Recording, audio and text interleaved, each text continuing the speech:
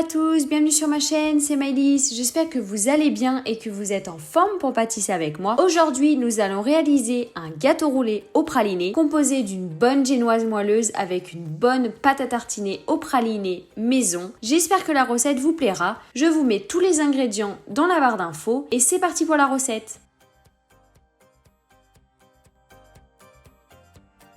Il vous faut 120 g de sucre, 4 œufs, 80 g de farine, 30 g de poudre d'amande et 15 g de maïzena. Pour commencer, cassez vos œufs dans un saladier.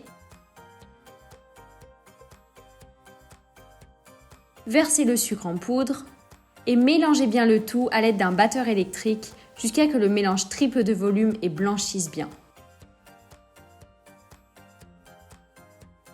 Et pour finir, une étape que j'ai un peu oublié de vous filmer, excusez-moi, tamisez toutes les poudres et mélangez bien à l'aide d'une maryse très délicatement pour ne pas faire retomber le mélange.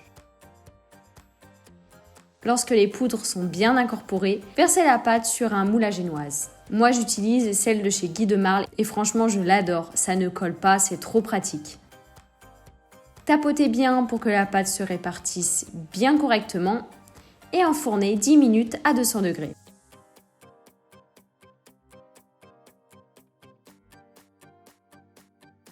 Il vous faut 150 g de chocolat praliné, 30 g de beurre, 50 g de crème et de la purée de noisettes, j'avais oublié de le mettre. Dans un bol à l'air micro-ondes, cassez le chocolat praliné, ajoutez le beurre et faites fondre le tout au micro-ondes.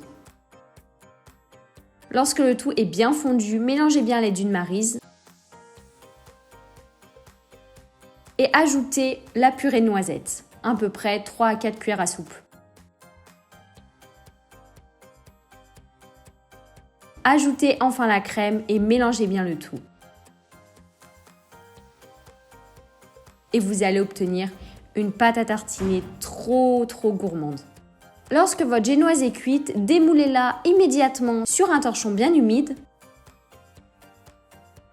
et roulez-la ensuite pendant qu'elle est chaude. Attendez 5 minutes et déroulez-la.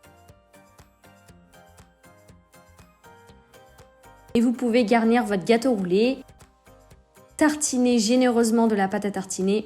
Il ne faut pas non plus en mettre trop pour éviter que ça déborde trop au moment du roulage.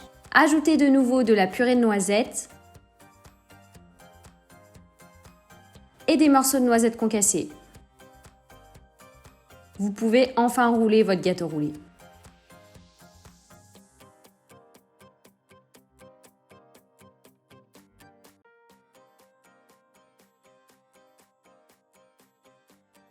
Pour la petite décoration, il me restait de la pâte à tartiner, donc je l'ai versée sur le gâteau roulé. Et j'ai déposé quelques noisettes pour rappeler un peu le praliné du gâteau.